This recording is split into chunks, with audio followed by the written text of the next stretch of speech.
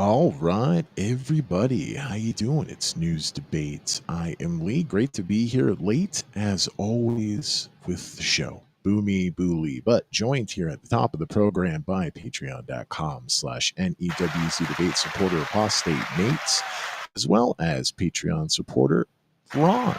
Both great friends of the show, live on Twitter Spaces, live on stereo, streaming live to twitch.tv/NEWC debate and rumble.com/user/NEWC debate. Go to bit.ly/NEWC debate for all my links.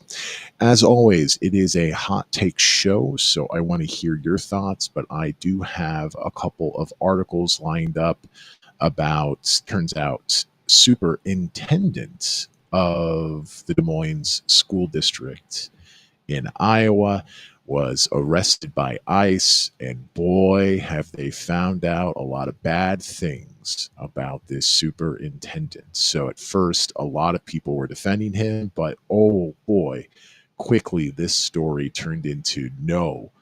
Not only was he legitimately arrested for working illegally in the country, after being here for a very long time and being told previously that he needed to stop doing that, they caught him with multiple guns. It turns out he did a bunch of really crooked things as the superintendent of this school district.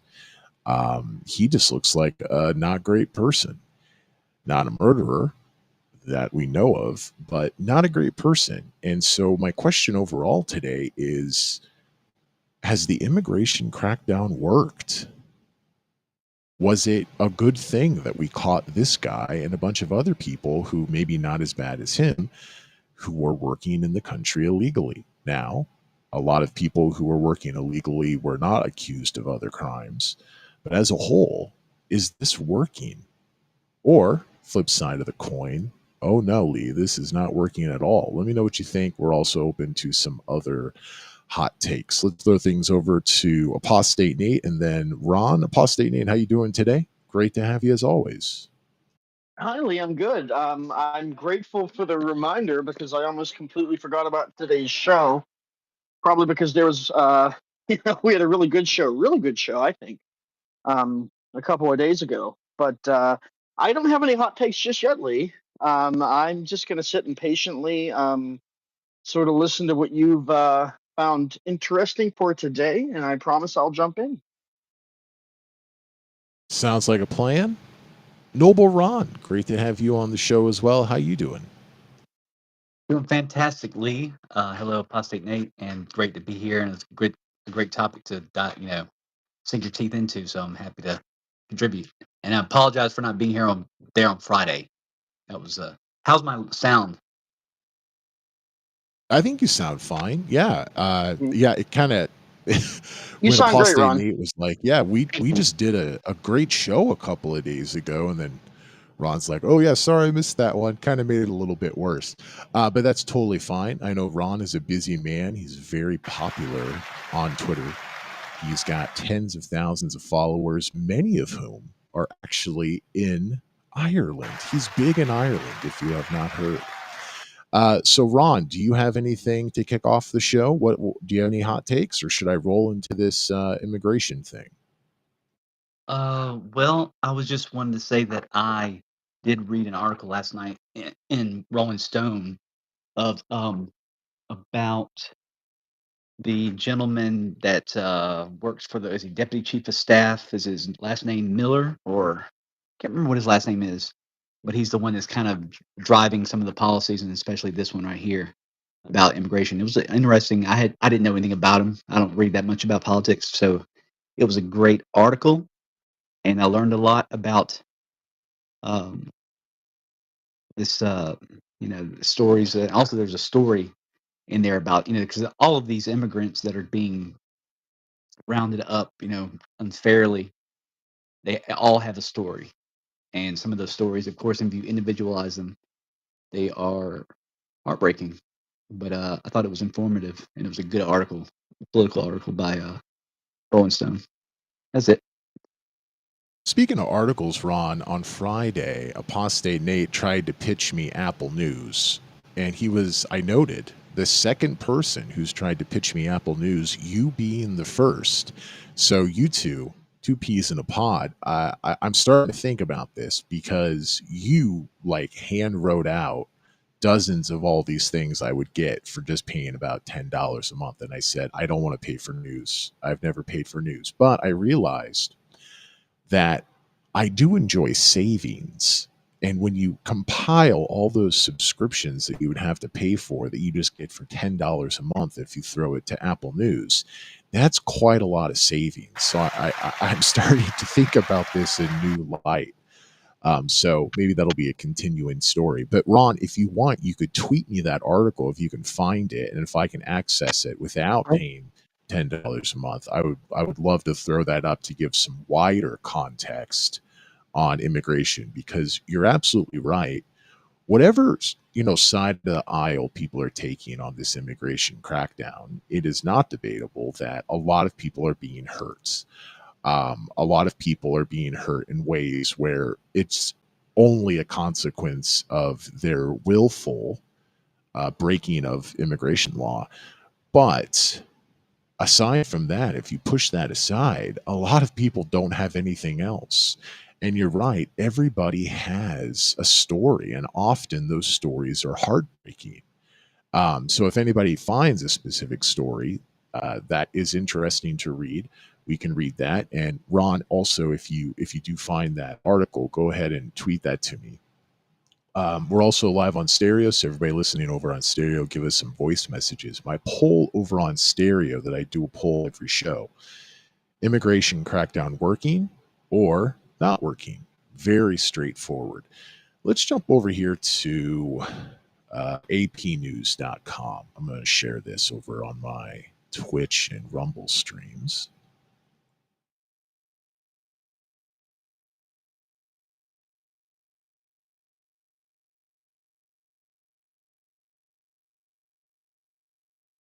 All right, 3 months into his tenure leading Des Moines public schools, Ian Roberts asked the district board for emergency approval of $116,000 in contracts.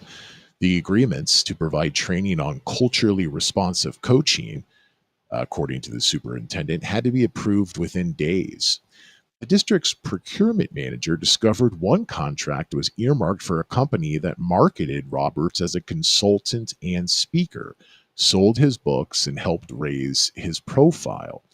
Finance officials warned the superintendent that contracting with Kansas City based Lively Paradox would be a conflict of interest, and Roberts canceled the special board meeting he'd requested back in September of 2023. Since his arrest last month by immigration agents, the public has grappled with how Roberts became a longtime superintendent despite, allegedly, they say, this seems to be a fact though, lacking authorization to work in the U.S., having a history of criminal charges, and touting falsified credentials. So, on top of all that, you know, whether or not he has authorization, he does not, apparently, to work in the United States, he shouldn't have been hired. That's the double whammy of this story, is that he was not accredited. He shouldn't have been hired. He gave them reasons that they should doubt him while he was in the position that he shouldn't have been hired for. And of course, knew that he was working illegally in the United States. The AP found that Robert's profile in education rose, that as his profile in education rose, rather, his connection with Lively Paradox and its founder became rewarding during a period when many organizations championed diversity, equity, and inclusion initiatives. Wow, a person of color took advantage of DEI initiatives. Wow, who would have thunk? Blurring the line between his public and private jobs, the investigation found tens of thousands of dollars in contracts were awarded to Price from school districts where Price is the founder of that consulting entity, where Roberts held leadership posts. The AP reviewed district records, court filings, blah, blah, blah, blah, blah, to find all this information. Roberts remains in federal custody and has defended his outside work as helping transform education. Months after Des Moines officials blocked the contract with Lively Paradox, the consulting group, the district paid that company, however, $6,476 in consulting and travel expenses for facilitating a 2-hour team building exercise. Wow. A little more than $6,000 for 2 hours at a December 2023 school board retreat. That amount, however, could be approved by Roberts without board approval, and the board was not aware of staff's earlier concerns about a conflict of interest. So they didn't know about the previous conflict of interest, and he didn't need their approval for just about $6,500 for 2 hours. On his original resume for the Des Moines position, he included that he was an executive leadership coach at Lively Paradox. He also co-authored 2 books with the founder of the company.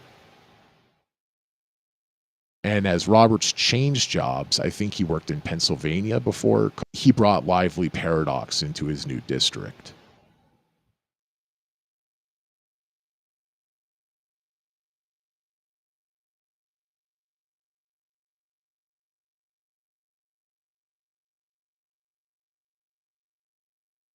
They found records going back to 2017 before he had gone to the position he was working in Iowa when he was arrested by ICE officials.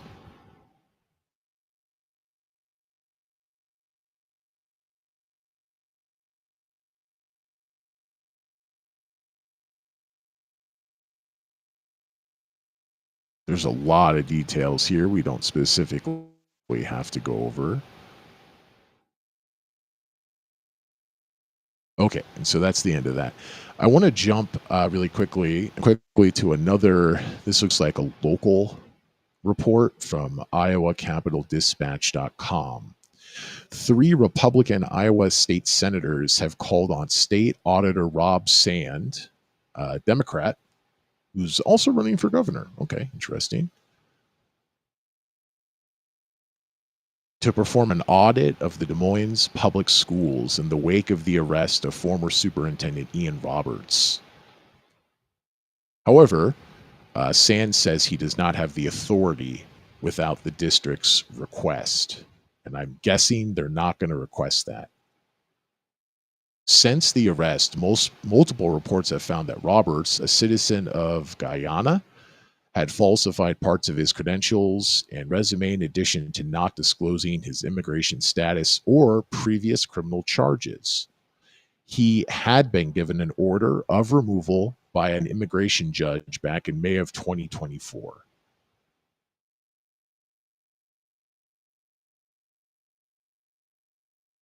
The state auditor, Sand, says he agrees with the descriptions of Ian Roberts' deceptions and that the Des Moines Public School District needs to be more transparent about what happened there. But of course, he says he can't do anything unless they request to have an audit.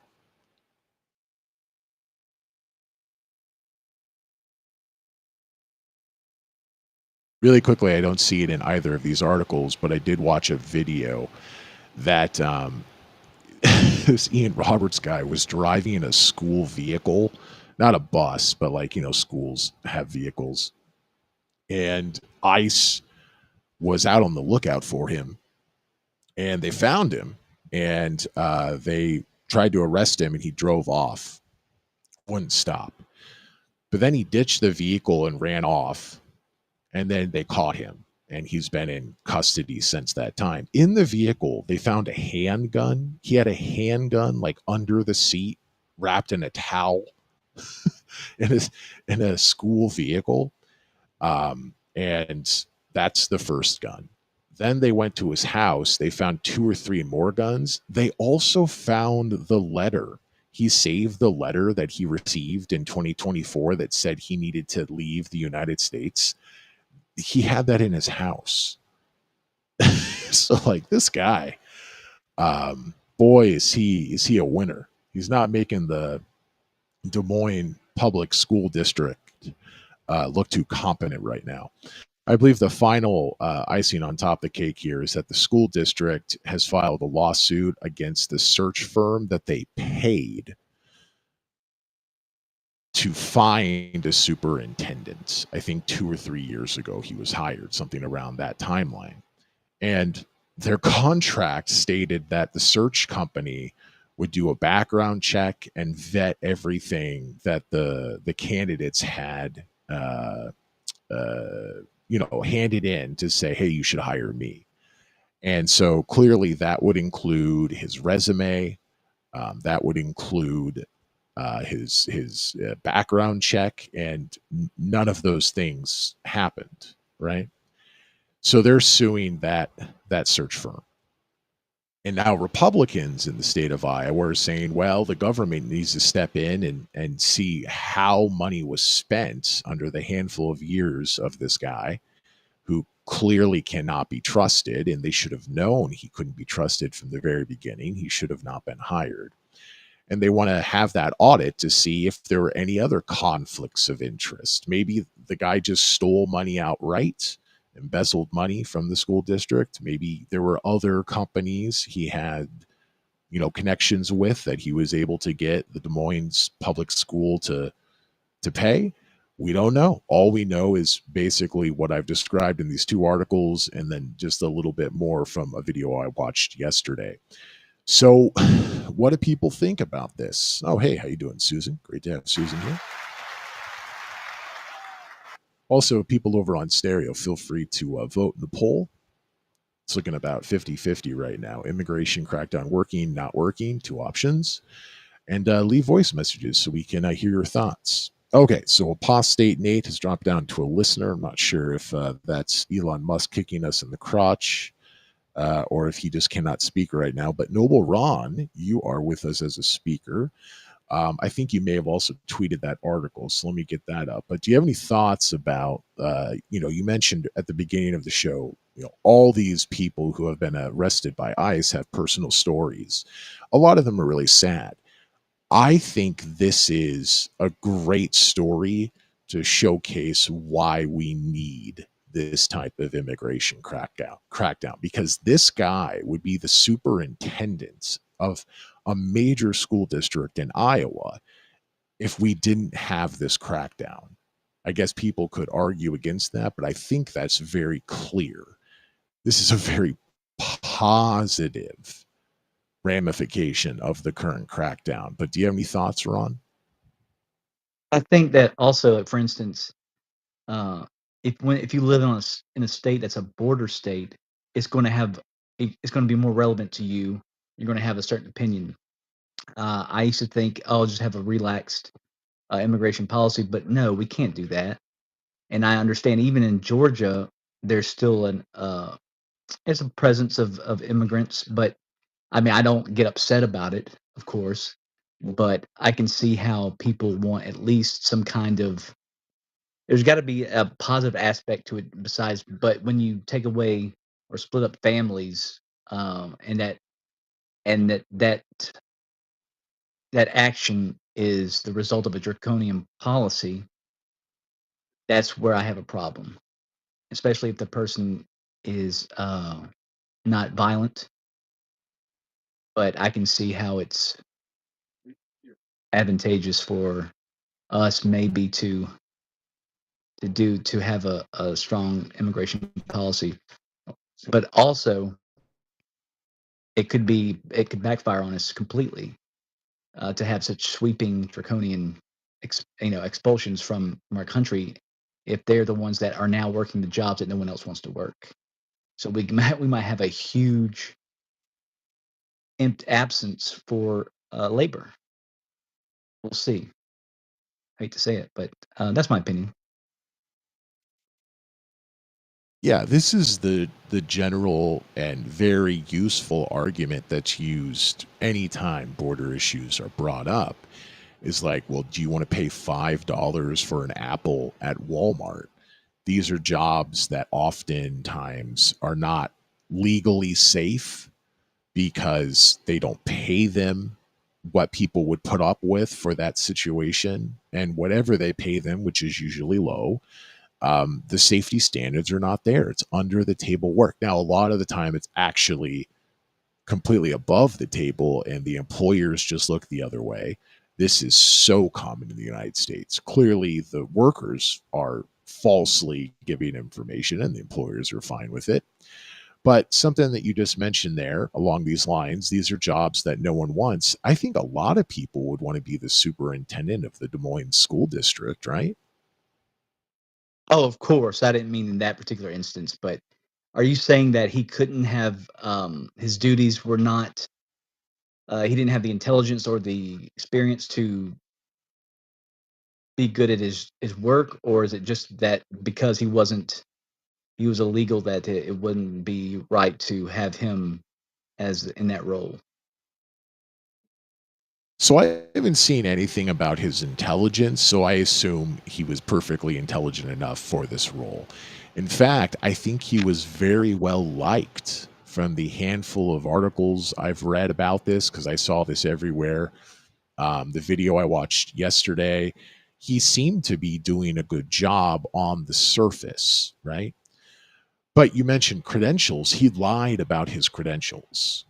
He lied about having a PhD, and then someone in the district, I can't remember the details, they called him out, and he was like, "Oh, okay, I didn't get a PhD from here. I started it, didn't finish, but I did get a PhD from this place." So like, and that hasn't been confirmed for what I can understand. So his lawyers are saying he has a PhD, and they're calling him a doctor, not a medical doctor, right, but a PhD. And I think no one has been able to confirm that he actually has a PhD. But if he does, it's from a very like unreputable online university where I'm pretty sure you just pay to get a PhD. So he may actually have one from there, but he did lie about that. And of course, all the things that have come out, he illegally had like 3 or 4 guns. He ran from federal authorities. Um, everybody that seemed to be defending him at first is no longer defending him in the same way. They're just kind of saying, like, we don't need ICE in our neighborhoods. But at first, they were like, free Ian Roberts. And now it's like, no, he probably should be in jail. So, yeah, I think Right. he's probably intelligent. I'm sorry, continue, Ron. If he let's just take away the part about being an illegal immigrant. If that weren't the case, if he was just a Caucasian American or anybody, African American, or anyone that has citizenship here, the things that he's done, like having the guns and everything, or lying, that's enough to dispel you from that position, right? Yeah, the school board fired him. And they waited a few days because at first everybody was supporting him, best I can tell, but he has been fired for those reasons.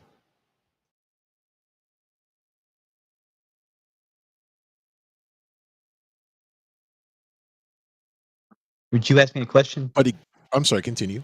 Oh, well, no, I was just throwing it back to you. But to go back to some of your points you just made, Oh, he was very well liked. He looked like, he was a beloved member of the community, and people immediately were like, we're not going to stand for this until all those other things came out.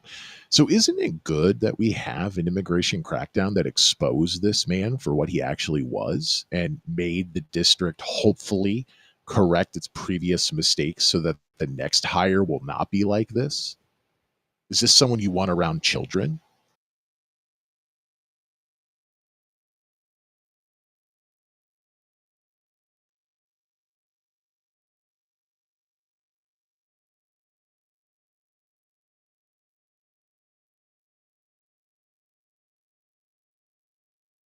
I guess I'll just throw that question out to anybody out there, anybody over on stereo, leave voice message people.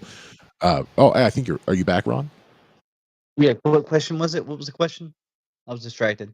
I mean, yeah, I mean, like, is this the kind of guy that you want around children? Like, isn't it good that immigration officials arrested him and he's no longer in that position? Well, it's good that, I mean, if he had these guns, and it doesn't matter about the immigration part. he would have been arrested for the guns. But if he has a track record of being okay with children, I mean, is there just something in that? I mean, that's what I don't understand. Well, so someone who lies about their credentials, someone who is trying to send money from multiple school districts to companies that he has relationships with, one company specifically that actually pays him for speaking and consulting, like conflict of interest stuff, that even when he was a beloved member of the community, the school board or some official in the district was like, no, no, you can't do this. And then he went forward anyways with much smaller payments that he didn't need school board approval of. Like, so yeah, if we remove immigration, that's not someone you would want around children, right? I'm not saying he's doing something else other than those things, but like that's not someone you want around a school district. And the guns, they wouldn't have found them. The one in his car, which was actually a school district car that he ditched when he was running from ICE, when he would not give himself up, and then they caught him shortly thereafter, apparently. I mean, all of that stuff is because of his immigration status, where he willfully broke the law. And I guess more than a year, because it was May 2024, if memory serves. So, I mean, like, isn't it good that we looked at his immigration status and discovered all of these other bad things so that he's no longer in a position to be around children? Sure, but that could be said for any legal citizen. Not, you're that could be a legal citizen that could be arrested for that stuff, not just a illegal immigrant.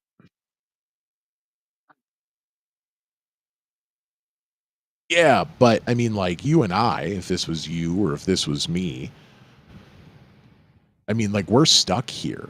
We can't be deported. So I guess if I phrase it a different way, otherwise maybe you just disagree. Like, isn't it good that we have someone looking at immigration as much as we have now with the crackdown? Because otherwise, this man would still be leading the school district. Now, if it was you or Right. me, we would still be leading the school district because they wouldn't have had a reason to pull us over in the school vehicle where we had a handgun under the seat and a towel.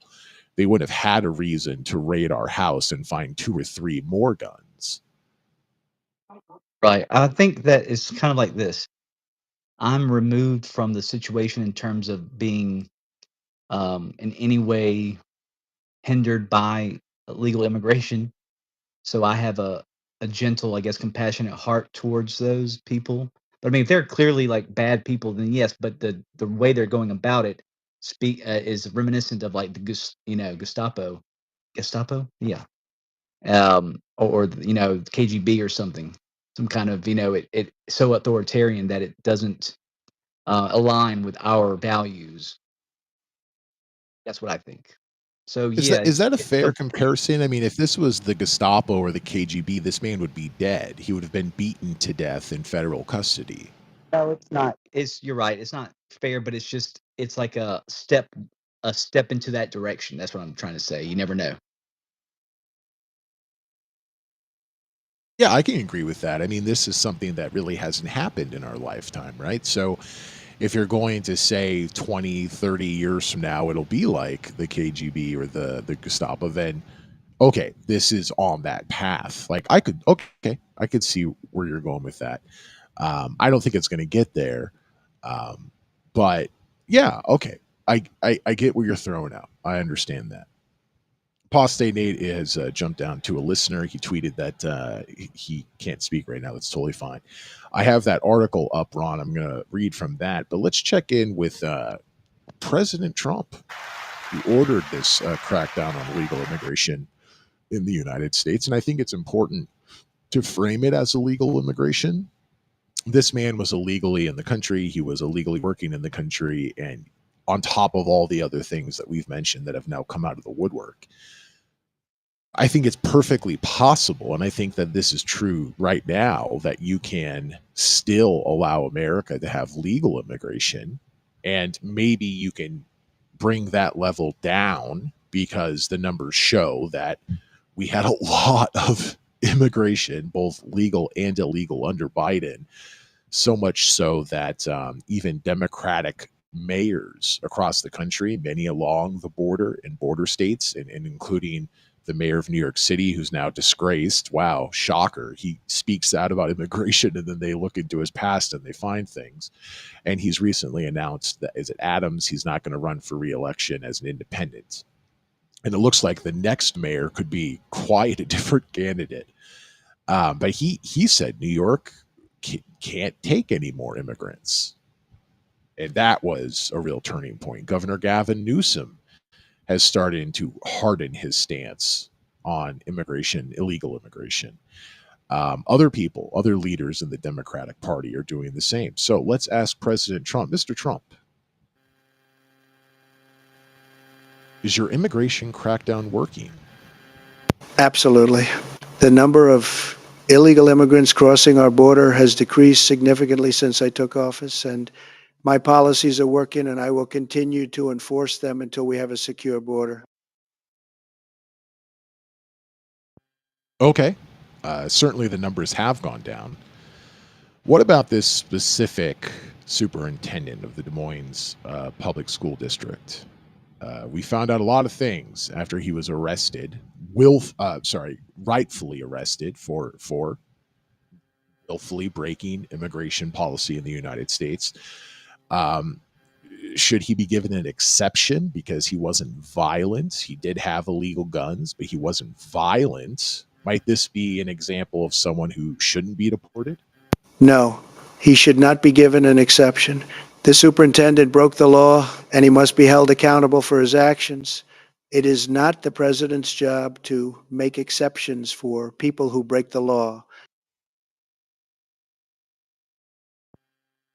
Ron, do you think this guy should have an exception? This superintendent, former superintendent?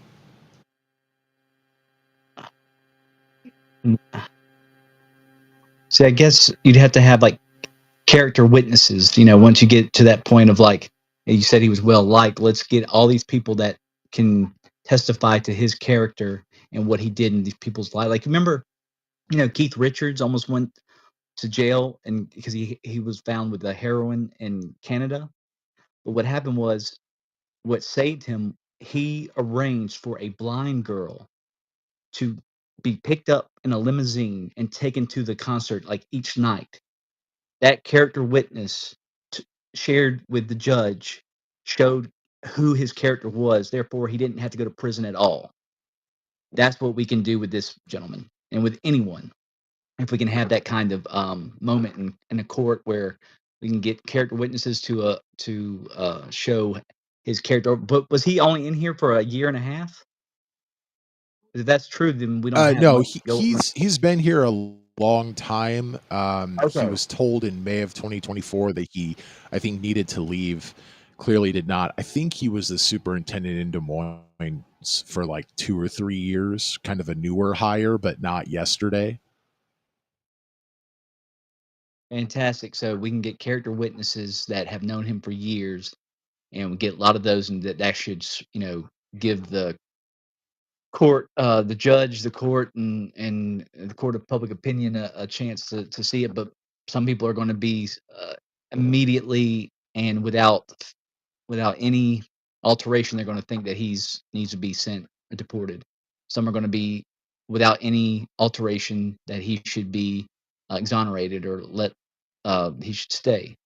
I think it all depends on the justice system because that's what works. You can't have just these blind, angry mobs to deport or a mob that is just angels that want to protest his being deported.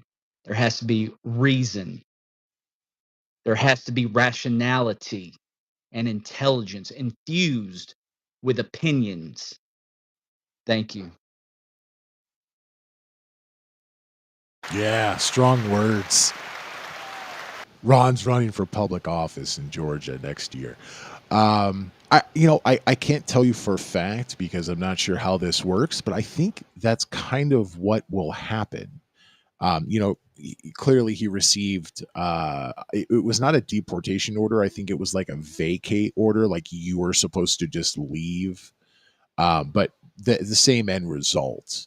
And then he clearly did not. He was approached. He was chased by ICE in cars, and he ditched the school vehicle, and then they eventually caught him.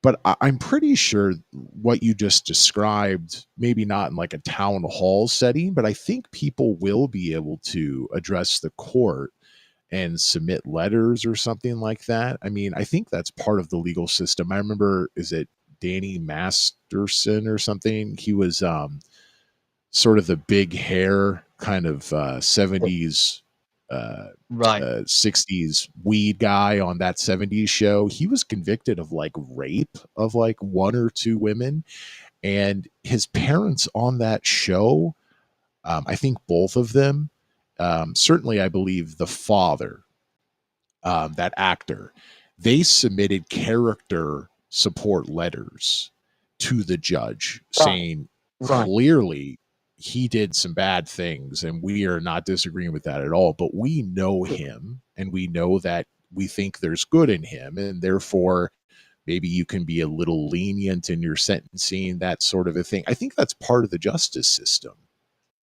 It is, but of course, if you are accused of guilty of rape, then that's one thing that 25 other people that speak well of you, you can't just can't it doesn't cancel that out. So I would say that of course, that may if there's found in a witness to testify that he did something like that, of course he should be deported.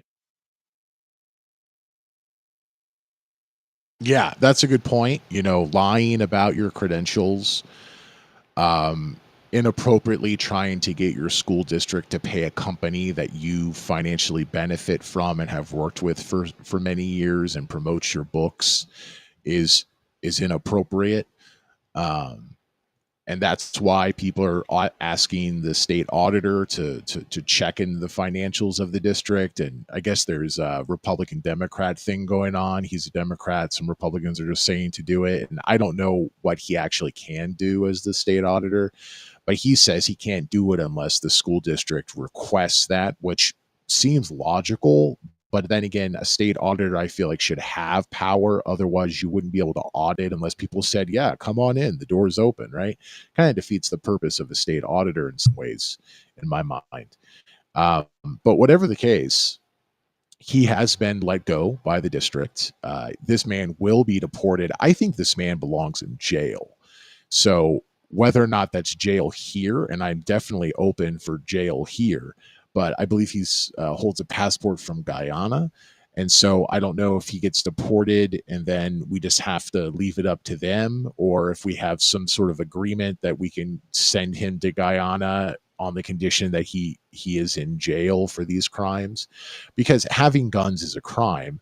I'm not sure that lying on your resume is a crime, but maybe there could be some sort of criminal conviction if they find more things in a potential audit of the school district where he did break the law. I'm not an expert there, so I can't tell you, but certainly for the guns and willfully staying in the country after you were told you need to leave and lying about your immigration status, I think that alone can be a crime that can send you to jail. But especially with the guns and all the deception, I think this man deserves to go to prison. Not necessarily to rehabilitate him, because once again, prison in the United States, unfortunately, is not about that. But as someone like you, Ron, who cares about gun laws and gun violence and trying to keep guns out of people's hands in the United States, I think I have to stand up for that here. So let's continue the conversation. Really appreciate Ron's thoughts, especially because they're pushing back against a lot of the things that I've said. We have Apostate Nate back as a speaker. We also have Better Vibes. Hey, how you doing, Better Vibes? Patreon.com/NEWZ debate supporter Better Vibes. We also have Unty McItballs over on Stereo. Leave us some voice messages. Better Vibes, we haven't heard from you in a while. I'm not sure how much of this conversation you've heard, but we're just talking about the immigration crackdown, illegal immigration crackdown by the Trump administration and Republicans in Congress across the country. And specifically, we're talking about the former superintendent of the Des Moines School District, who seems like a not very good person. Do you have any thoughts either about specifically this superintendent case or just the crackdown in general Would love to hear from you, Better Vibes. Me, Lee. Oh, I'm sorry. I'm sorry. This is not Better Vibes. This is the problem with Twitter Spaces. It says Better, and I didn't look at the logo. I thought it was Better Vibes, but it's hey, friend of the It's show from Ireland, Oh, Better Lee, that Call was my first thought, and I did Sal. not want to How interrupt. you doing? Yeah, I'm good. How are you doing? I keep missing your spaces, Lee. Yeah, a lot of people in other places are going to say, "Oh, she's Irish. She doesn't have a right to an opinion." But we have a saying in Europe: Or oh, when she's America, Irish. She must just love Ron because all Irish people love Ron. Yes. she's Irish. She doesn't have a right to an opinion. But we have a saying in Europe: when America sneezes, the rest of the world catches a cold. So we do actually have a right to. I'm honestly scared for your country. Honestly scared for your country. I don't like Well, then, ice. Sal, come and save me, okay? You know where I live.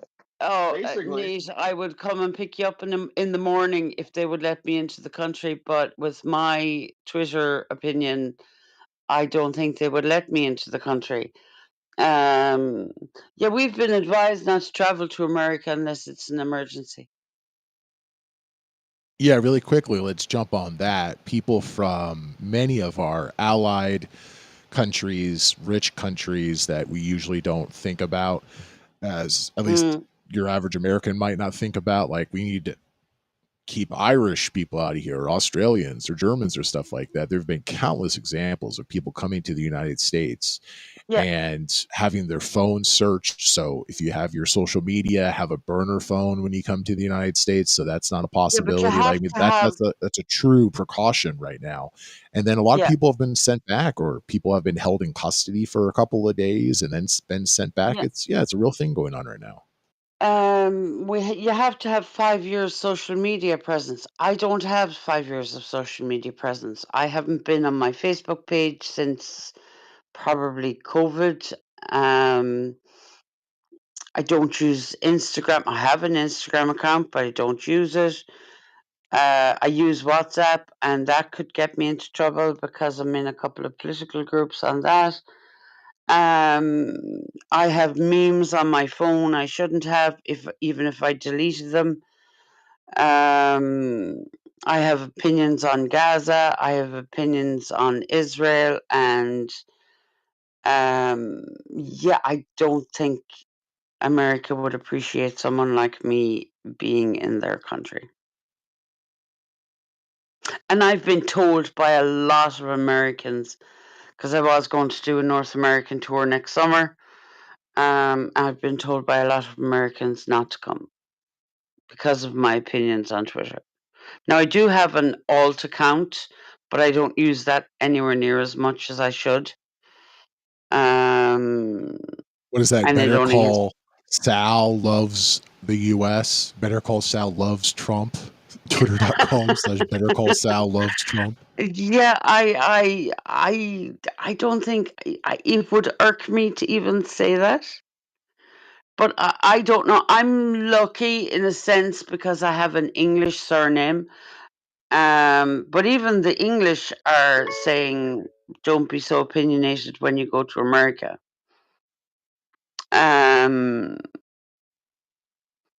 Yeah, I don't know. I really don't know. And will it revert back when America gets back on its meds? I don't know either. But I am honestly, some of these ice raids, other than Portland with the frogs and the unicorns, and I'm loving all that. That's the I'm not sure. protesting, right? People are dressing up like crazy things in Portland to protest ICE. Yeah. Yes, it's really cool. But I mean, I'm seeing far too many videos of ICE, and they just seem like the brown shirts in World War II. And I find it scary. especially if you're a So person of color. let's throw in some Irish context here. Ireland is not a immigrant friendly country right now, and it hasn't been for a long time. So do you want to open your country up to immigration? Because right now, even under the Trump, America is much more immigrant friendly than Ireland. Well, we have 150,000 people that have immigrated to Ireland in the last 5 years. There are 119 Ukrainians. There are 119,000. There are almost 10,000 American, Australian, Canadian, and British people that are looking to immigrate here. I mean, the British So didn't people have from really to. rich countries, Ukraine aside, those are very rich countries. That's a very privileged position to be coming from. Yeah, but we do have. I mean, the far right have gone cracked because, or insane. We say cracked, because they reckon we've been Islamicided or whatever you want to call it, which we totally haven't. Um, we do have a lot of Islamic people who come here to train to be nurses and doctors and go home again. Same with the doctor that I had when he was a senior doctor when in ED when I had my stroke. I had long conversations with him. He was here to train in order to go back to Nigeria. And the only reason we clicked, Nate, the only reason I clicked with him was because I'd been in the Nigerian spaces with Nate, and I recognized his accent straight away, Oh and my he was gosh, very you guys impressed. were in the Prince Sal, of those are the best Nigeria. faces. They are the The best guy that faces, keeps Nate. sending me the emails telling me that I've got like $15 million in a bank account. Those Nigerian spaces?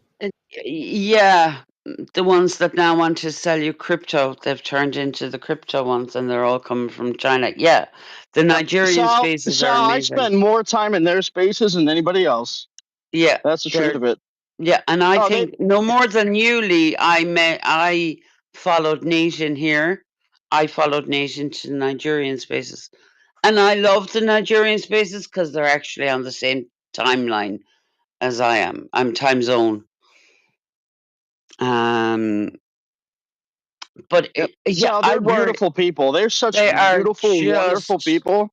so intelligent, so Mhm. bright, so caring. I They love those sure are. spaces. Yeah, love those spaces. And they're But so if I understand this correctly, they're trying to sell crypto. That's the main components of these conversations. no, Not these spaces. Nope. no, not these spaces. These spaces are just ordinary people who are just trying to get through the day and ask deep and meaningful conversations. No more than the rest of us. But yeah, we have a lot of asylum seekers that came through illegally. They crossed the channel. They travelled to Scotland, travelled from Scotland to Northern Ireland, and then travelled south. Because of Brexit, we can't have a hard border there because there would be another Yeah, civil war. you guys learned that's not a So good they idea. So it's a very easy entry point. If you can get to the UK, you can get to Ireland. it used to be. It now is a lot tighter, especially on the road from Belfast to Dublin. So do they like stop cars and ask for IDs? How do they do that? Well, no, the immigrants tend to travel in packs, so they stop buses. But you're not because when you fly into Ireland, if you can't present your papers, because there's a lot of misinformation out there.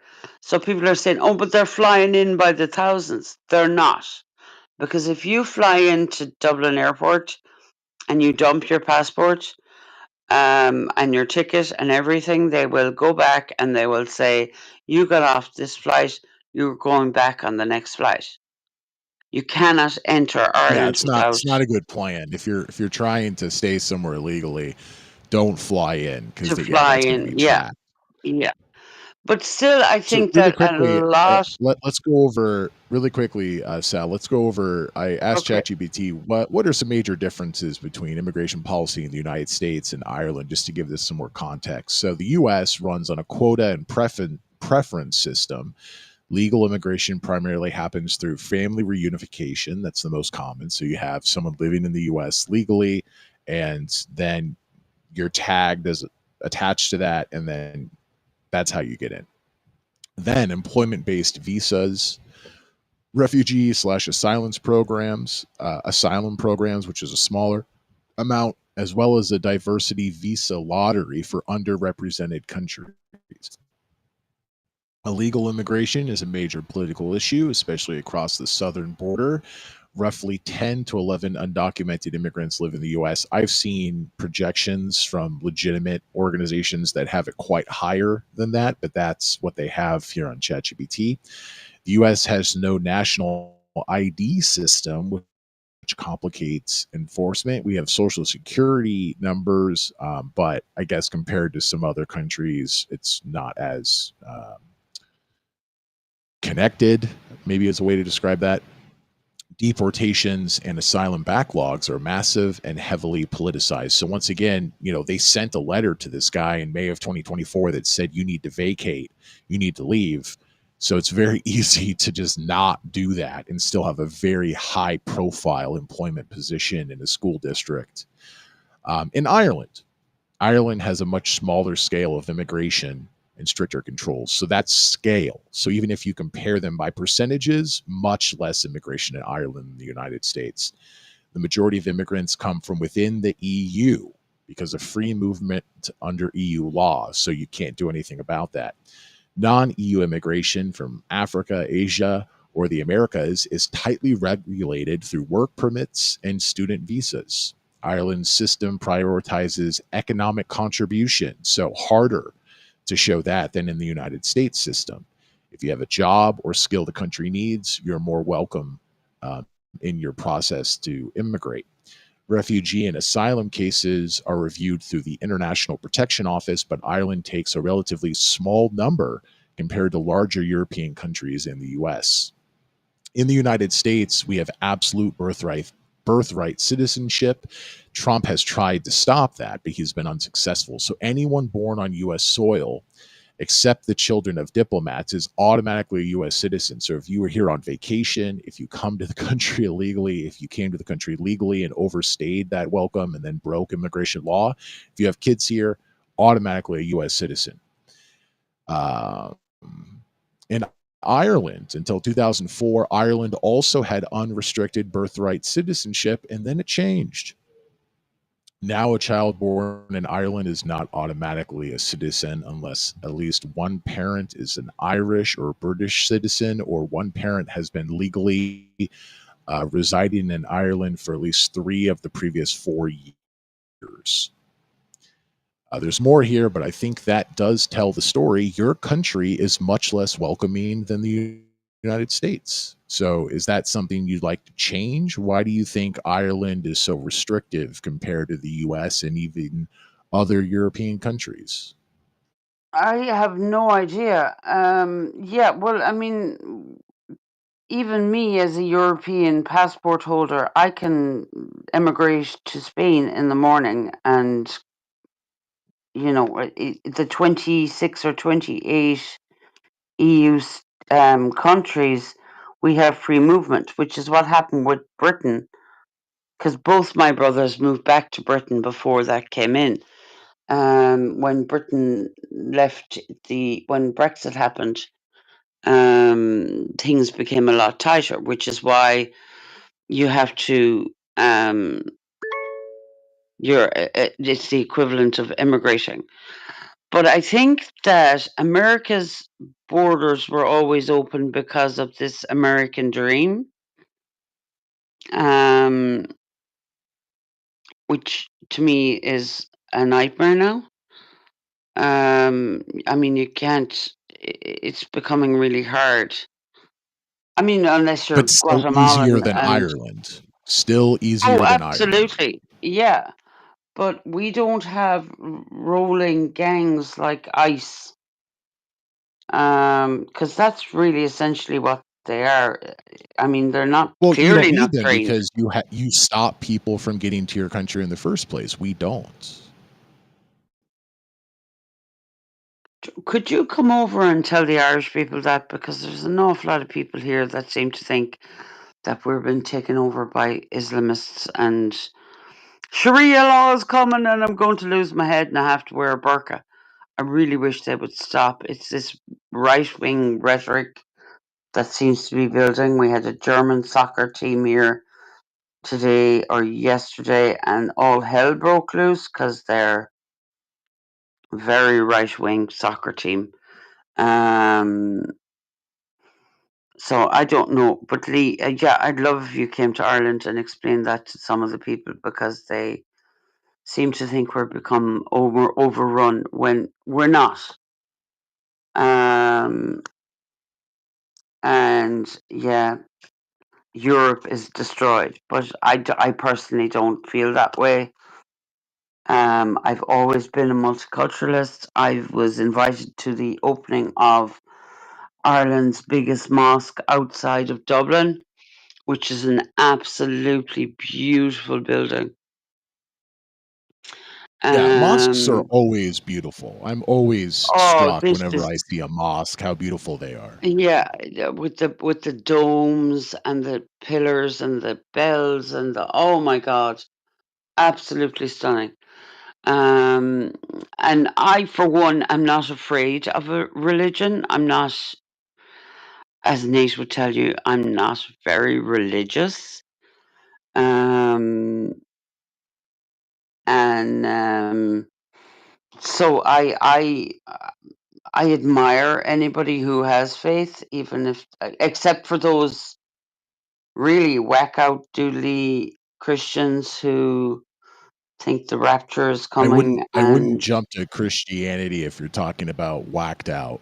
I feel like there's some better examples than that. I don't know, Lee. It's getting there. Oh, Lee, how much time do you have, my friend? I'm just yeah, talking about scale. I mean, I grew up in the United States, and so I've experienced that as well, and I still experience that, on a normal basis here, where Christianity is the majority religion in the United States. But if I mean, if we're talking about like, people you're actually going to be afraid of, I'm not looking there.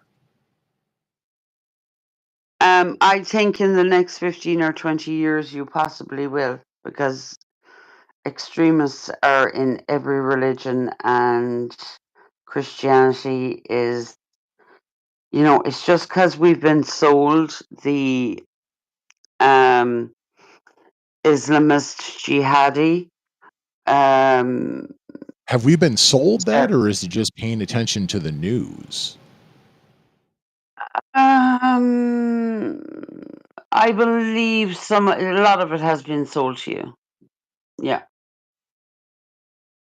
I don't think that Really? I yeah, mean, I don't I mean, think that, I, I would have to disagree with my entire being, but okay. I mean, yeah, that's a show we can do, and that would be interesting and worthwhile and stuff. But I would have to respectfully ask you to pay a little more attention if that's your if that's your takeaway, because that is uh, just mm, that is so yeah. contrary to everything that's happened in our lives. Um, I just, Yeah, but you do I realize that once a Muslim becomes a jihadist, that's it. They're no longer a Muslim. no, no, no, no. In fact, I would say maybe even the opposite is true. I think people who actually sacrifice their lives or turn their entire life into a service into a specific or religion are actually more Mm, following yeah, well, some of those principles than you or I.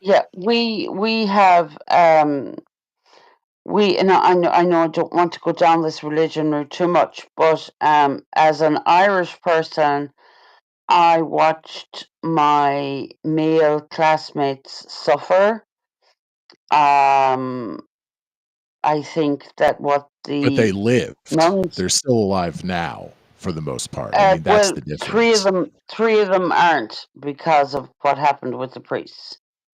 Because priests murdered them, threw them off the Well, top of no, a building, cut off their heads, set them on fire. priests, Any of those things? No? priests, priests abused them and they took their own life, or they drank themselves to death, or and then the nuns in Ireland, what they did to the babies it was just horrifically. I haven't Ireland heard has a, that one. Can you explain that? Well, the nuns. that just Okay, might be well, something you might. that's not on my radar. Okay, so in Ireland, they set up what were called Magdalene laundries. So if you were unmarried and you got pregnant, you went to the Magdalene laundries. You didn't even have to be pregnant. You were sent for all sorts of different reasons. Because when we got our power back from the British, the church took over. So there were Magdalene laundries. If you want to fact check me, look at Magdalene laundries in Tuam, Tuam. There is a septic tank in That's fine. Just Tuam. go ahead and explain what happened there. I'm interested. I've never heard of this, so. Okay, so as a woman, you were treated as scum because you were pregnant and unmarried. Your baby was you went to these laundries. You worked your arse off for 12 hours a day. They took your baby when you gave birth to it and they sold it to rich Americans. So the priest in Tuam would ring a priest in a parish in New York, and a couple that couldn't have a baby traveled to Ireland and bought a baby here. So the babies that were either stillborn, had a deformity, or a disability, they were thrown into a septic tank. My doctor is the county coroner, and he is on 375 of a potential 790 babies that were thrown into a septic tank by the Catholic Church, by the Okay, so nuns and priests. let's just take that top level 700. That sounds terrible. Mm, Didn't know about this, so thanks to bringing this to my attention. Can't confirm this. Not interested mm, in confirming this. I'm just taking this in and letting it attach to everything else that we've talked about in this conversation. You think that's mm. still comparable to things that have happened the last 30 years having to do with a different religion? You think that's worse? I personally believe that people get so wrapped up in religious belief that they lose their lack of humanity. I can only presume you're talking about 9/11 and I mean, that's one of 7/11. many things. Yeah, Yeah, that's one of many seven things. seven Yeah. 7/7 in London, and yeah, but throughout the ages, Lee, I mean, there was the Jews killing Christians in the Bolsheviks. There was Yeah. But I'm not talking about that. So let's focus on the last 30 years. You're absolutely right. Crusades, terrible. yeah, There were times when certain religions were, I think, more open to diversity and more open to not killing people because they weren't part of that religion than they are now, or they were throughout human history. But if you look at the last 30 years, something sticks out, doesn't it? yes, Islam does. Yeah, it does. It really does. But is that in an act of war or revenge or Now that's interesting. We can talk about why it happened, and there may be some yeah. blame to throw around, but I'm just talking about that it's happening. So this is great. We're on the same page. So you agree Oh, there's I one do that agree. sticks out, and we're Yeah, not I do pretending that agree. that's not the case. Okay, Great. That's what I was trying to get to. But even now, Lee, I mean, there's a registered 60,000 people dead in Palestine. Is that because of religion, or is that because of a one-sided war? So you have to be I mean, really there's careful been about. no. I don't think what you're saying makes any sense at all. That's how war works. Yeah, a war Anytime you is fight a of war, two. well, this let me A finish. Let me war finish. is of two equal Anytime, sides. one second. Let me make a point here. Anytime you have a war, that's what happens. And in fact, if this what is happening now had happened 50 years ago, it would be much worse. Civilian casualties are at some of the lowest lows in human history for warfare. It might be hard to believe, but it's absolutely true. Even when you have cases of like, we killed aid workers and we killed people who were lining up for food, that's always happened. It doesn't make it right, but it gives it context. War is more exact than it's ever been. Yeah, fair enough. I agree with you there. But in the last 3 years of the Ukraine-Russia war, 500 children were killed. In 2 years of the Israeli attack on Gaza, because that's not a two-sided war, 20,000 children that have been registered dead. 20,000 compared to Well, 500 in 3 years. it's not two-sided because there's not, when you look at Ukraine, Russia, there's like armies on both sides. There's Yeah, aircraft, there's drones and stuff. So you're not getting that, right? With this other example, yeah. I totally get what you mean. But at the same time, while I certainly disagree with a lot of things that have happened, people were murdered at a music festival. People were stolen from their homes. What was Israel to do? Well, I have opinions on that as well, Lee, but I don't want to go into them. Um, yeah, 10/7 was horrific, or 7/10. I don't know which way around you say it. Yeah, Um, I can't remember. Was it in October? So it was was the the anniversary this 7th month? of it was this yeah, it was the 7th of Yeah. October, but we That say didn't that seven didn't ten. happen in the Ukraine-Russian war. I mean, Russia invaded, but they invaded with an army. That didn't happen in that instance. So you're right, it's not the same on many Um, levels. no, Lee, 20,000 children were taken from the Ukraine and sent and were brought back to Russia.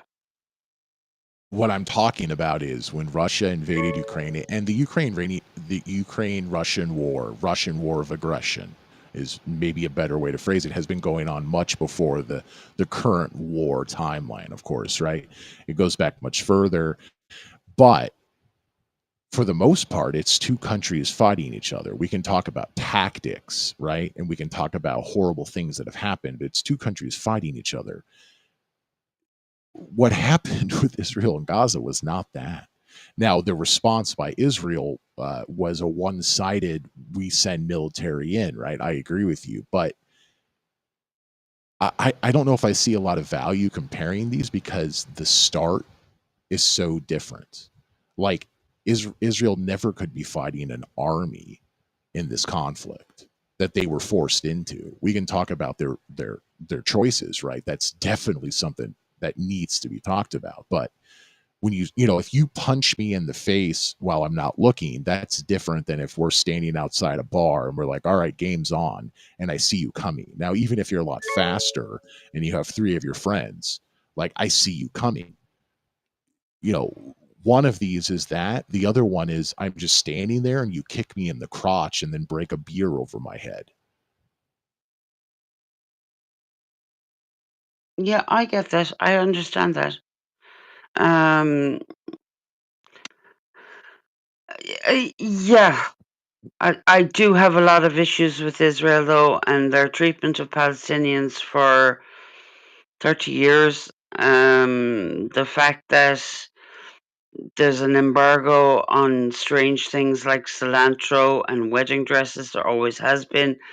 The fact that Israel controls the electricity and would regularly turn it off. The fact that they rely on Israel for water, electricity, Again, food. we can go into a lot of these details, but I think it makes Yeah, but sense.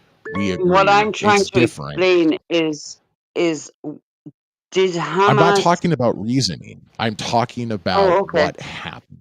Because when you get into the why it happened, it goes back really far. And to be completely honest, you've said some things on the show that have been proven to be completely incorrect. So if we go through all these list of things, I'm really going to want to fact check those, and I just don't want to do that. So we both agree the conflicts are different, but some of the problems a lot of people have with those conflicts regarding children or civilian casualties, things like that, those can be compared with numbers. But again, even then, context can be applied. So it seems like you and I Mm. are on the same page that they're Oh, I different, that think yeah. there can be comparisons that are made. But then to wrap this all up, this is why I love doing this show, because I love hearing these different opinions, especially from people like yourself in a different country. Let's just Mm. pause this for a second because we're getting a lot of messages over on stereo, and I want to make sure that they Oh, don't okay. stay there too long. So maybe let's jump back. And I think some of these might be about immigration in the United States, and then some of the ones that just came in might have been about this topic. So I think we'll come back to this. But really quickly, let's jump over to stereo. And Apostate Nate, feel free to jump in, raise your hand so I can try to make sense of this all. Let's hear from Auntie McItballs over on stereo. How y'all doing today? Now, is this really a thing? Having your phones searched and gone through when you come to this country? This is new to me. News to me. I've never heard that before. Now I can see where maybe you're on TSA's radar or the FBI's radar, because of something you've done in the past. But just regular old everyday people, I've never seen or heard of people from another country being searched or having their phones searched through. So is this real, or is it just a more less bullshit that's being spread? Because like I said, I haven't heard of it. But anyway, hope y'all are having a great evening. Good to see you. Enjoy the talk. Shake your ass. So yeah, this is definitely a thing. I'm not sure about the numbers, but anecdotally, this is definitely something that has been reported. So let's try to get to that. Phones can be searched at U.S. borders, ports of entry, but there are legal limits. Some recent court rulings, and it isn't quite as open ended as they just search everyone's phone, whatever they want. So there's a legal doctrine called the border search exception to the Fourth Amendment. Usually in the US, law enforcement needs a warrant and often probable cause to search your things, but at the border, so airports, land crossings, seaports, that standard is relaxed. Customs and border protection can search people entering or leaving the country and their belongings without a warrant, which makes sense because that's what you experience at every airport. They can go through all your stuff. So, electronic devices like manually going through a phone, looking through texts, contacts, too many S's, photos stored on the device have been considered lawful without requiring individualized suspicion. So they don't have to think you specifically are doing something wrong, but they can just do it. More intrusive searches like forensic searches, so bend over, put on the rubber glove, copying large amounts of data using tools to extract hidden or deleted data often do require at least reasonable suspicion of wrongdoing. There's debate in the courts about how strong that suspicion must be and whether non routine searches always need a warrant. So, what's been happening more recently, especially under Trump in his second term, border protection is increasingly performing more device searches. For example, between April and June of 2025, just under 15,000 devices were searched, which surpassed earlier records.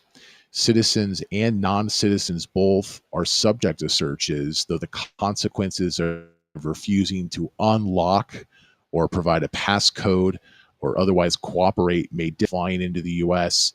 And I say, I'm not going to allow you to search my phone.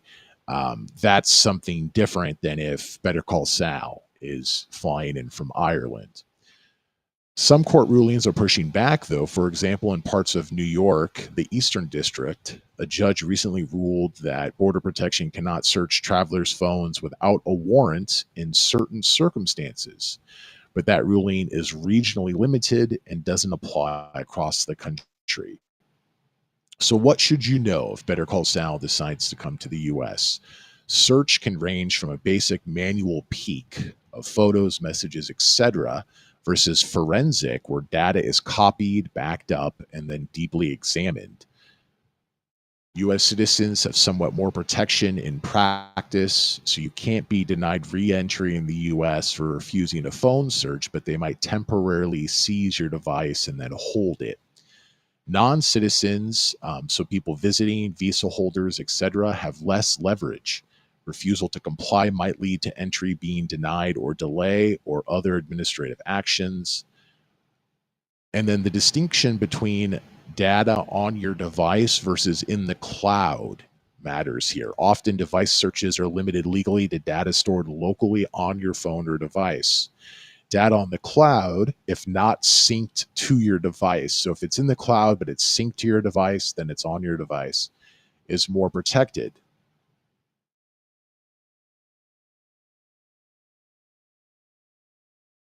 So some people's phones are being searched more frequently than before, and Border Protection has the legal authority to do so, but it's not universal. And it depends, who you are, what your citizenship is, if it's on your device, if it's in the cloud. And of course, courts are always considering all of this because it's kind of a gray area until the courts specifically decide, either in a specific region of the United States or nationally, depending on the court. Okay. So that was that. That's great. That was a great check back to something that we had mentioned previously that we didn't put the cherry on top of. Let's go back and hear more from Auntie Mick Balls. That's also kind of concerning too. Don't be too opinionated when you come to America. Well, that's what America. I mean, that's what makes America America. The ability to voice your opinion, to have freedom of the press, freedom of religion. That's odd to me because again, I haven't heard this before from anybody here recently. I mean, it's not like we have police going to people's doors like in England, because they posted something online. They're not, as far as I know, they're not doing that around here. At least they're not doing that shit here in West Texas. They're liable to get shot. But this is just weird to me. I haven't heard any of this. Do we have examples of this going on? People that's had this happen to? So that's interesting. I can't speak for Ireland specifically, and Better Call Saul, maybe you can. And we, of course, could look it up. But in the UK and in Australia, maybe Germany, but I know specifically Australia and the UK, you can be arrested for what you say in a way that you cannot be arrested for what you say in the United States. And that is scary to me. In the UK, there have been recent stories of people being arrested for what they say. But what they are saying is hate speech. And My I mean, point America is that hate speech in the United States is not illegal and you won't get arrested for it. So whatever we call it, but it's still the same situation. there was the last instance of some teenage girl being picked up. It was an incitement to hatred and an incitement to violence. We don't have any. We have free speech here too. Not like we do. No, you don't. No one has free speech like we do. I can't say specifically for Ireland, But in the UK, no, I'll just throw this out. In the UK, I can look this up. Some political commentator who specifically was talking about trans issues and like, can't we just say a woman is only women are women? He was criminally charged and I believe held by British UK police, whatever you call them, authorities for that, which in the US is not a crime. Is impossible for that to happen.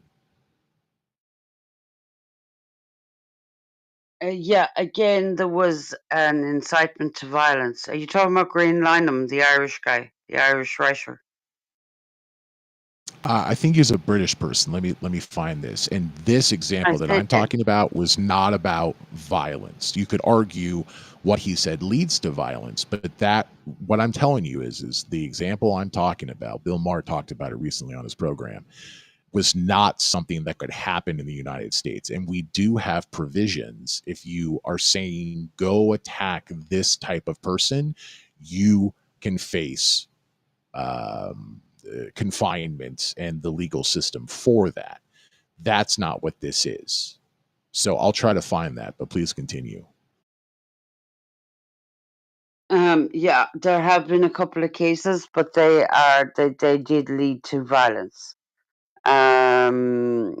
This did not. So not this. Let's just make sure that's the point here. We're not arguing about that. That is not the case for this. I'm going to find that. But please continue. That doesn't happen in Ireland. I mean, I think the difference is we can have an alt-right Nazi flag waving parade, but we wouldn't because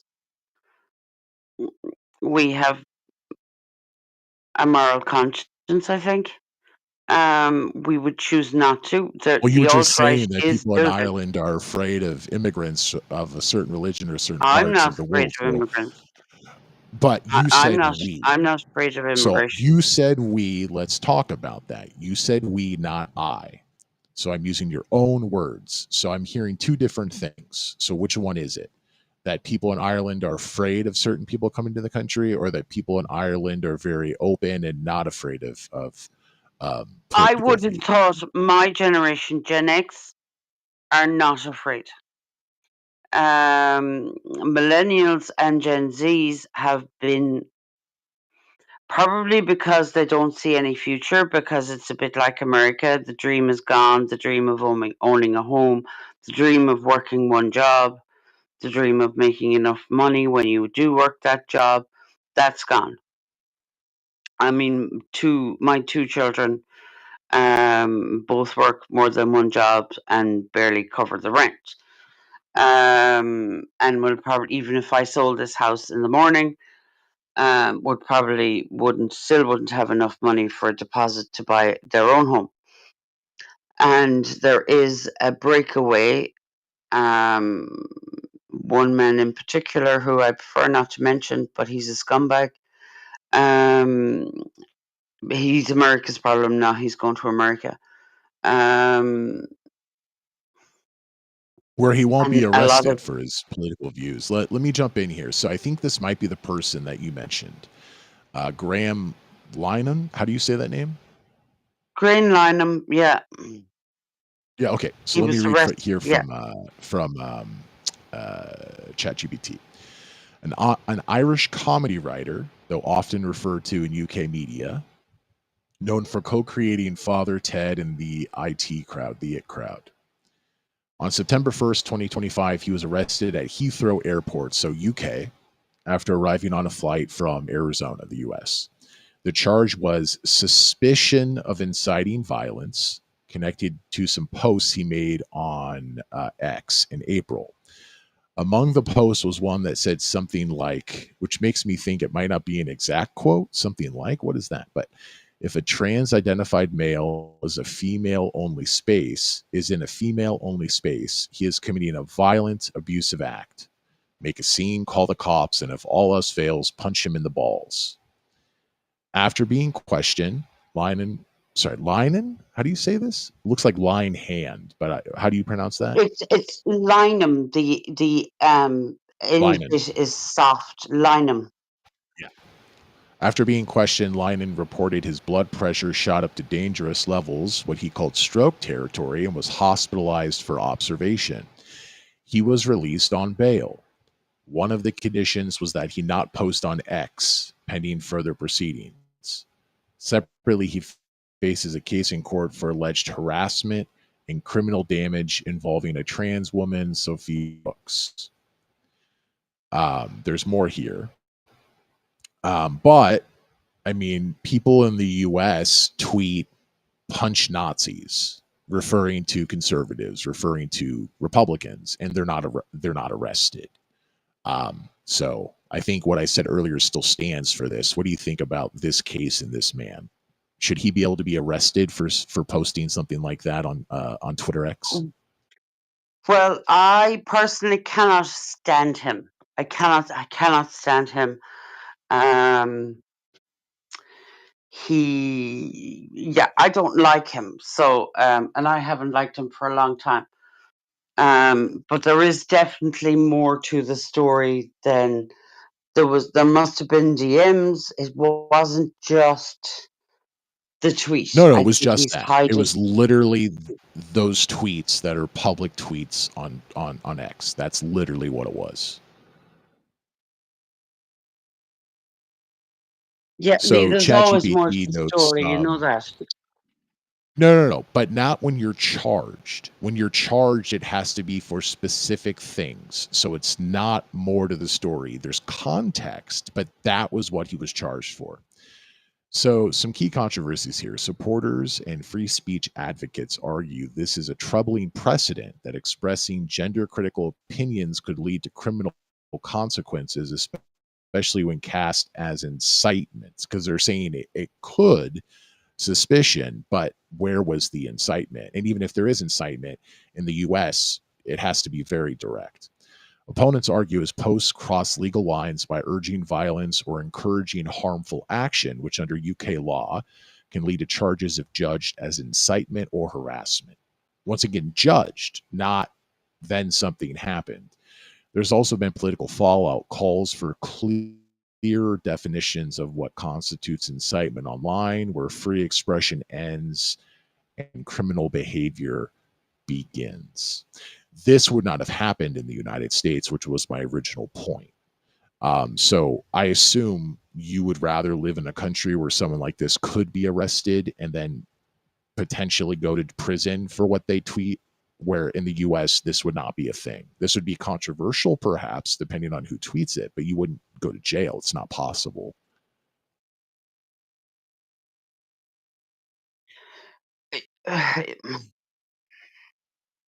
Okay, so when a case goes to the DPP, they don't release all of the evidence. There is more evidence to this than you think.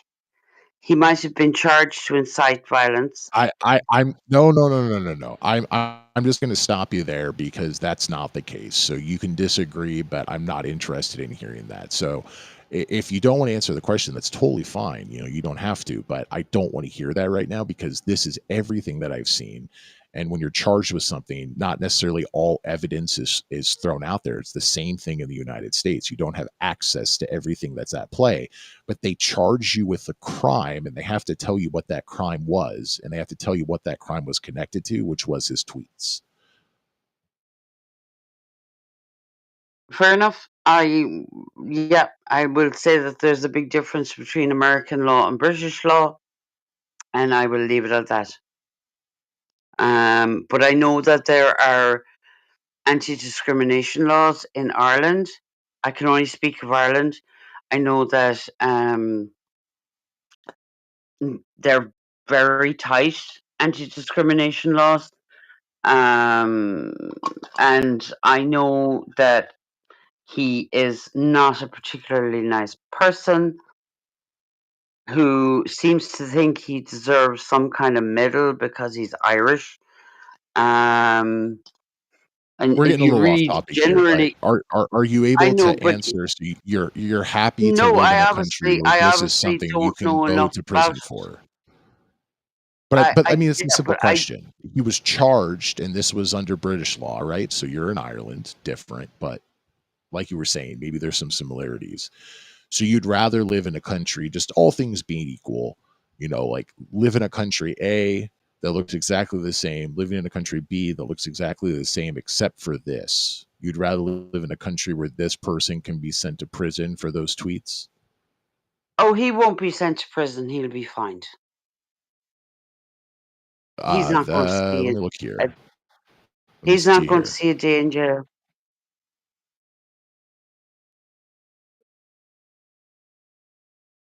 One second here. Does this charge carry possible prison time or just a fine?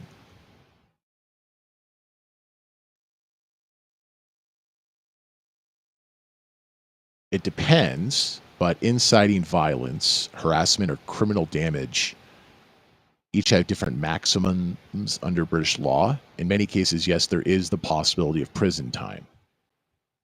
So whether or not he will was not my question.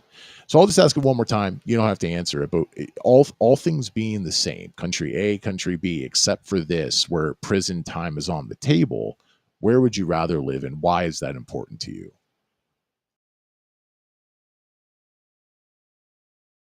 Oh, see, you've just changed the question here. I would rather live in Ireland under Irish law I don't than think you're America. understanding the point that I'm trying to make. So I I was don't know not what saying you Ireland just and asked me a America. brand So new it's just question. I don't understand it. no. It's the same question. So I'll say it one more time. So country A, country B, it's exactly the same. Okay, so it's both Ireland, except it's Ireland where this can send a man to prison, can send a person to prison. There, got it right. Or maybe it's just fines. Maybe it's, oh, you can't do anything like in the United States. But everything else between these two countries are the same. So multiverse, Ireland in multiverse 225 and Ireland in multiverse 26, where you could go to jail for this. Just as an example, where would you rather live and why?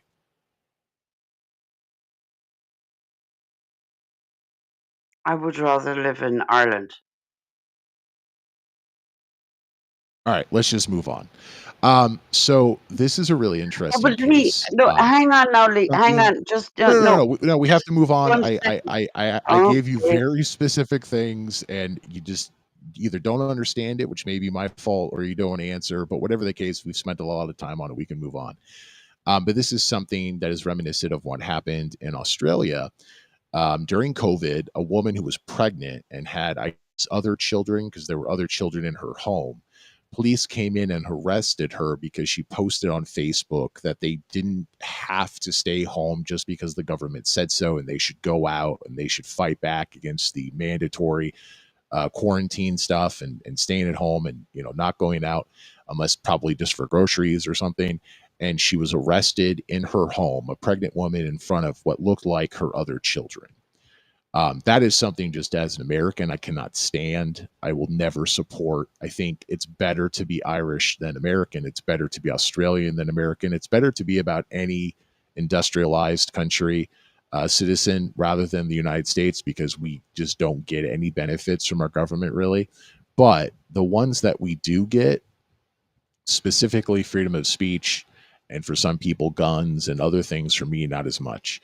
Freedom of speech is something I will always stand up for. It has a lot of consequences. Like, look at Trump. He has the freedom to deny election results. He can't defame people. He defamed like Georgia election workers and things like, or was that Rudy Giuliani?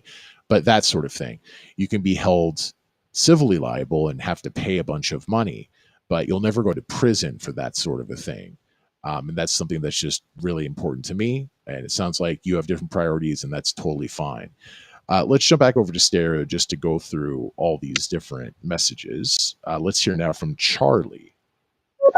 I think America's like the only country that's actually taking immigration seriously, because it seems like something that's only unique to the West, but it's like America actually doing something about it, and it seems like Europe is lagging behind at waking up to the threat. And I think actually my country, the UK, is the one that's probably lagging behind the most. Like, we have, I think, been completely taken over by this like multiculturalism like argument to the point now where the entire of London is ethnically where white people are a minority, and like it's just a multicultural globalist hellhole, and it's sad really, but there's nothing you can do about it really. So Better Call Sal, what do you think about that? He was obviously talking about the UK, but as you mentioned, there's an open border between Ireland and Northern Ireland, and that bleeds into the rest of the UK. What do you think about those comments? I don't know enough about it. I know that there's the same rhetoric in Ireland, and we've discussed our issues here. I do believe that there is a lot of scaremongering. I know that my brother lives in London. He is white and Irish, and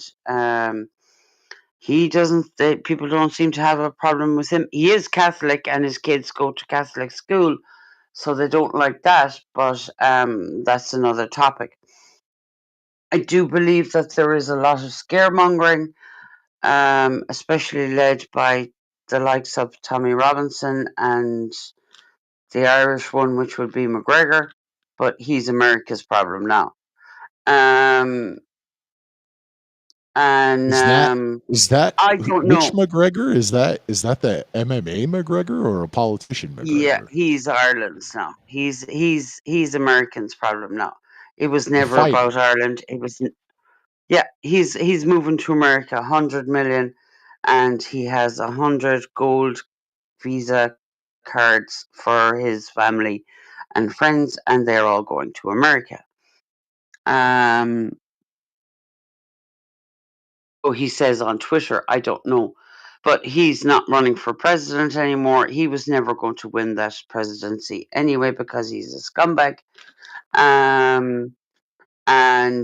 But I only see. I live close to this the third largest city in Ireland called Galway.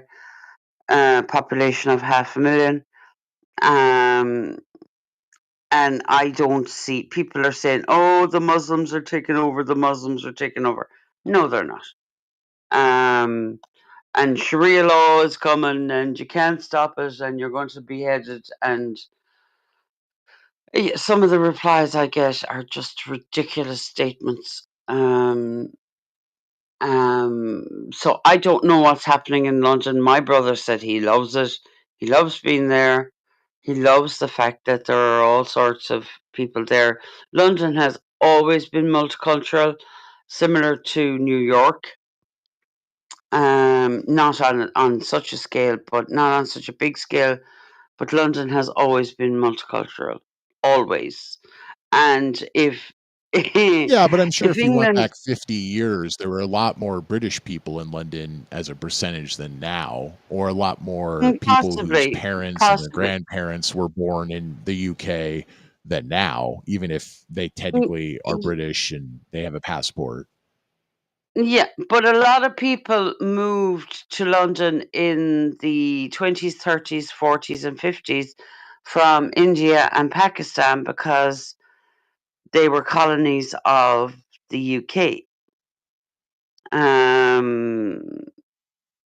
mean, Britain colonized the world. The Jamaican people were allowed to have a British passport. I have a friend who is Jamaican, and his mother moved to Britain because she had a British passport because it was an English colony. So maybe if they didn't want that, they shouldn't have invaded half the goddamn world. Pretty fair. Yeah, take that, UK. I guess it just raises the question because he didn't say anything about specific groups. I believe he was making the case just people not from the UK, and you can read into that, but he didn't mention any specific groups. Is there anything wrong with someone who was born and raised in a country and looks like the majority of people in that country and has roots in that country going back, several generations to say that, yeah, we can have immigration, but I still want this country to be a majority what I am and what this country is a majority now going into the future. That's what I got from his argument. Um, I might be getting it wrong, but that's what I got from his argument. You know, like if you go to Japan, Japan has not a lot of immigration. Japan is clearly a country of Japanese people, of Japanese culture, built for Japanese people to succeed, not anyone from anywhere else. There's a lot of cultural difference and there's a lot of richness across Japan. I believe it's like 120 million people, at least 100 million people. But it's all Japanese, if you will. So, is there anything wrong for a British person to say, okay, we can have immigration, but up to a certain point, or for Japanese people to say, we can have immigration, probably even to a lower point, but this country should still be Japanese?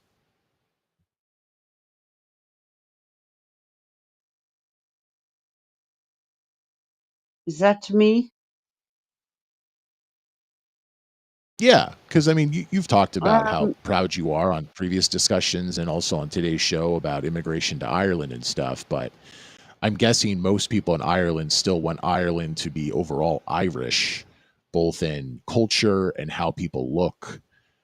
Is there anything wrong with that? but you see, I yeah, that's a tough one for me, Lee, because I mean, my best friend is mixed race. She was born here. Her mother went to London. She got pregnant. She came home. My friend was born here. Her children were abused horrifically um, in Dublin because of the color of their skin, and they were cast out as being migrants when she's as Irish as I am. Her father Well, she's was not black. ethnically as Irish as you, or at least just looking at the two of you, clearly because she's she's not as Irish as you. because she's not white. That's what Ireland predominantly is. Yeah. Just like Well, if one of my parents was Japanese and I went to mm, Japan, I could have a Japanese passport. I could identify as Japanese, but clearly I don't match the majority of people there.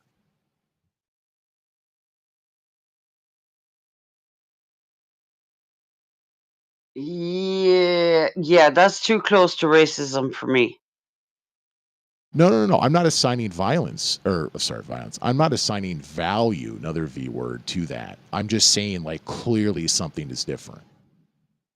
You said she's just as Irish as you when it comes to a passport, perhaps, but all those other factors, no, clearly not. But her mother is white Irish.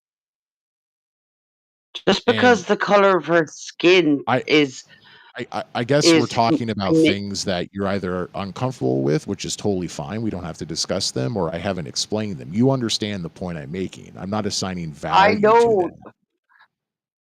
I know that, but she is as Irish as I am. Just because she I has a guess black father who she doesn't know, I she guess was we can't raised by just continue two the conversation on this if we can't agree on what I think are basic facts. So, okay, so you think she's just as Irish as you, even though there are clear differences, and I would say clear differences would physical call that into differences. question. Don't yeah, physical different. That's like saying no, I Lee. mean, It's that that's a it's just passport. I could say, oh, my grandparents are Irish if that's allowed, and then go get a passport. But clearly, I'm not the yeah, same as but you. okay. So somebody born in Ireland who has a white Irish mother, white Irish grandparents, white Irish great grandparents, white Irish great great grandparents, born on this soil, and just because her skin color is different, her kids are there. People are entitled to be racist towards them because her skin color I is don't different. know why you're bringing that up because I didn't mention that at all. So I think that you're just not understanding my argument. So I guess we'll just once again have to move on because I've been trying to Yeah, be very 'cause- clear that I'm not saying that, but you don't seem to be hearing that or understanding that, and that's fine. but you're just saying Um, that she's not Irish just because she has a I passport. didn't say that. I never said that. So we'll just have to move on. I was talking about differences. Never said she was not Irish. So I guess I failed on that description. Let's go back to stereo. Let's hear from Jaybird. Immigration for you. Integration. It works just as well as, well, information. If you have been siphoned through what looks like to be fucking fracking, it looks like you need to be integrated into a mass media as well. But that is from a shell perspective. I am Gulf. I'm like a gulf in the wind of a seagull's back, flying over you, wherever the fuck you like to go. What's your next question? I have no idea what that said. Let's try another Jaybird comments, and then maybe we will stop if it doesn't make sense. Israel is not fighting, because I would provide a Look, I'm about to sneak attack you from the beginning. This is a reading exercise. It is not a news debate. It's simply not a debate at all because you're by yourself. It's not going to work. You smoking crack, or this is a crackdown on the teachings of every single skill known to mankind, and the kid, the disaster form of the reading. A major force of this might determine your frequency, your design or decision to contrast the disaster DISTAR program, which is dissing the feedback, in specific and detailed problem that maybe your children. All right, sometimes you just strike out. So that one didn't work. I'm not sure what was going on there. Clearly, I think disagrees with whatever I was saying at that time. Okay, so I think we're all caught up with messages over on stereo. Please leave some more, even if you disagree, which is totally fine. In fact, that sometimes is better for the show. Try to make a point. We've gone almost 2 hours, so let's start wrapping some things up. I know Apostate Nate tweeted and said he probably wouldn't be able to throw in the rest of the show, which is totally fine. But Apostate Nate, if you want to jump in and give us a final thought or two. Also, looks like Day is in here. Feel free to request to speak as the show ends. But Better Call Sal, it's been great to have you. I want to give you a final moment or two to make any parting comments, and I think I got to everything I wanted to do today. Yeah, I think so. So yeah, Better Call Sal, great to have you on. Great to hear from you. What do you want to say before we wrap up the show? Oh, it's just I've missed it, Lee. I've missed the chit chat and the banter. Um, yeah, you need to be more often, and you need to do the show more often. No, it was good to talk to you and good to share opinions. So thank you for having me. Yeah, of course. Thank you for joining us. It's always great to hear from you and, of course, have that different perspective from Ireland. I certainly have not done enough content the last several weeks. I've just been busy. Did a show on Friday that Apostate Nate mentioned at the top of the program today. I'm not sure if you heard that.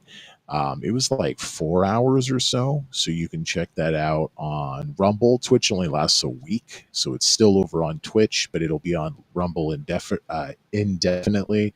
So go to bit.ly/NEWZ debate for all those links. And I'm hoping to do a couple more shows, if not more, over the next few days. So, yes, pay attention to my Twitter, pay attention to my Discord server.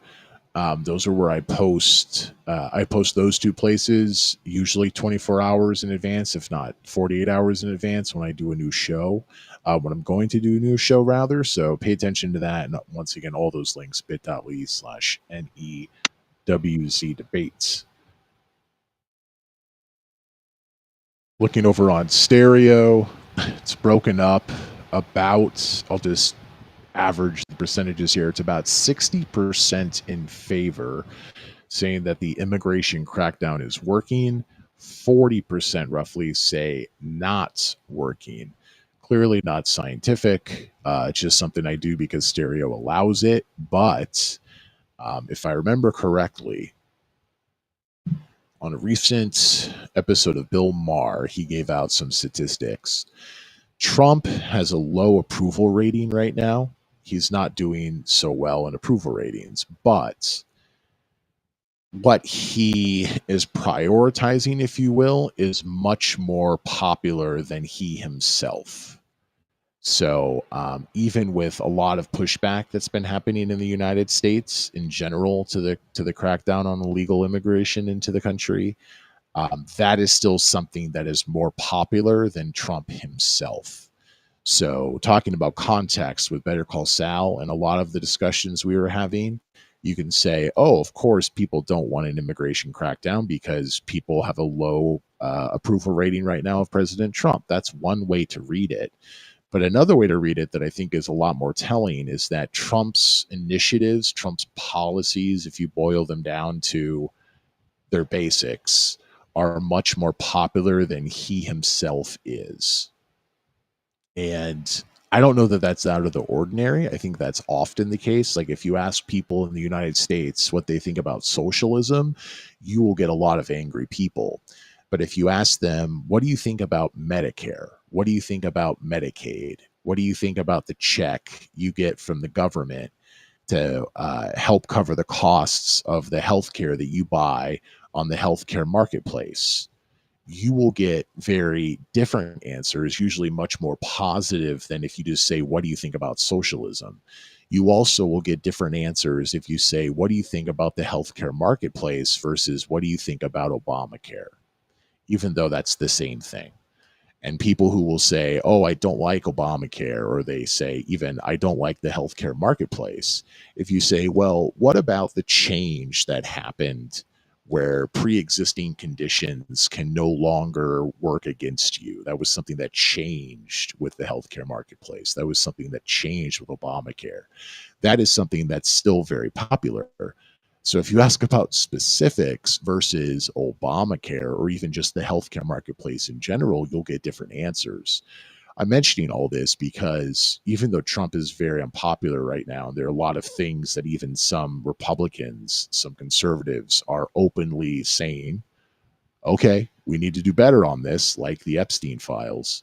If you look at actual core components of what the Trump White House has, it's hard to say consistently done because nothing is consistent with Trump.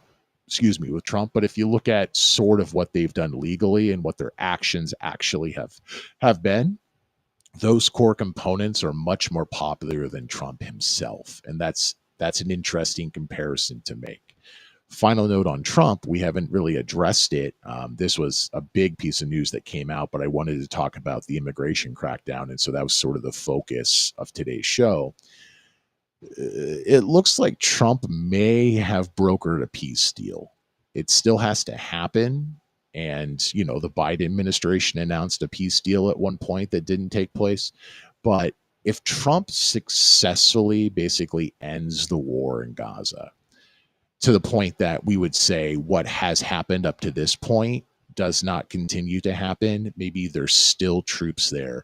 Maybe there are still strikes. There are aggressive actions taken by the Israeli Defense Forces. But if you think about what has happened up to this point, and there's a marked change after that, especially if the remaining hostages that are alive are handed over in exchange for some prisoners that are given to Hamas.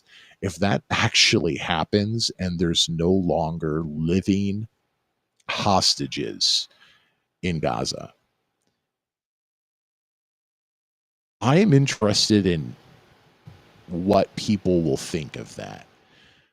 Because as an American, I would just say, you know, the Democrats, if Biden were president right now, would be pretty excited to give him a round of applause and to give him credit for that. And I would say, well, he would probably deserve that credit. I'm interested to see how liberals, how Democrats in the United States react if this actually happens And if they try to give him credit, if they actively try to say he doesn't deserve credit, if they're kind of not addressing it, but still talking about how great it is that this happened, but they don't really talk about it any more than that, my guess is it's going to be, very political, just like many things are in the United States, which is unfortunate, but boy, is it par for the course. So no one should be surprised. However, I would not be so surprised if some Democrats, maybe quite a few of them, but still less than half, in prominent roles in a state like Governor Gavin Newsom or people in Congress, if they go ahead and they actually give Trump credit for this, I don't know that we need to think, oh, that's positive change. Look at that, because I still don't like Trump, so I'm not saying that I want him to get more credit, but it at least would continue something that I talked about earlier in the show, just very briefly. High-profile Democrats have come out against illegal immigration and said that we need to fix the border. This is not sustainable. And I think that if people can go ahead and say Trump deserves credit for this, and I'm glad that Trump did this, and this is something that he did because of who he is, and we're not just saying that anyone who is president right now would have had this fall into their lap. So it just matters that he's there versus he actually contributed to this goal. If they can actually describe this in a positive way, I think rather than looking at, oh, wow, look at that, people reaching across the aisle, I think it may actually better be described as the continued fracturing of several high-profile Democrats away from just mainstream party dogma of everything with Trump is bad. And that, I think, maybe is the most interesting possible takeaway from this, is that you would see that Democrats are continuing to not go with the status quo scripting from the main party, document that I'm sure they're all emailed every day. And what that means moving forward for Democrats in elections, because Democrats have not been winning elections as of late, and that is a huge problem in the United States for me. I think that's something we should all worry about. So if Democrats can continue to break away from that groupthink, does that mean that the Democratic Party might be reinvented by those Democrats who are refusing to just be rank and file Democrats like they were before? Once again, Governor Gavin Newsom has really changed a lot of his views. Does that mean that the party can evolve with those people taking more control of the party? That's where my mind is going now. So I'm interested about how this plays out. First off, because it would be great to end this active conflict, not wrap it up and say we're done, but end the active part of it. And especially with such an emphasis on all the hostages have to come home, if the remaining living hostages do come home, that seems like a way that this could stop being the dumpster fire that it is. Not a perfect solution, but boy, that seems like a good place to start. And if that can also play into what we're seeing in the Democratic Party, that would be interesting. So I'll leave it there. Big thanks to everybody who was part of today's show. I will announce new shows in the coming days. Until then, have a great rest of your weekend and take care.